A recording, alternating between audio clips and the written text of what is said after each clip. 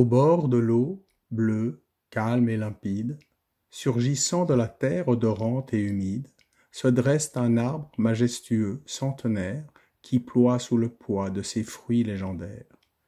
Son écorce s'offre au dos d'un jeune homme, assis entre deux racines, qui croque une pomme. Il contemple la rivière, observe un pêcheur. Les clapotis l'aspergent d'un peu de fraîcheur.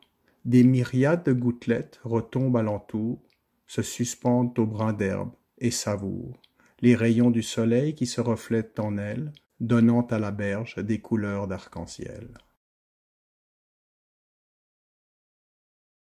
Derrière lui, le jeune homme solitaire entend les paysans du village qui travaillent aux champs. Quelques souffles, mais point de paroles inutiles. Le bruit d'un cheval, le cliquetis des outils, le bruissement de la fourche qui embrasse la paille, le rire d'enfants trop jeunes pour le travail.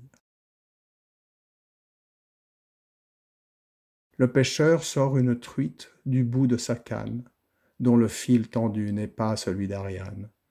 Une bataille s'engage entre l'homme et sa proie. Elle attire les enfants qui n'en peuvent plus de joie. Puis, à leur tour, les paysans s'approchent de la scène. La terrible lutte tient tout le monde en haleine. Le ciel s'empourpre, à petits pas la nuit s'invite. Le pêcheur est sûrement en train de cuire sa truite. Les paysans sont rentrés avec les enfants, alors que s'abreuvent à la rivière une biche et son faon. Un renard renifle l'odeur qu'a laissé le jeune homme avant de s'endormir entre racines et pommes.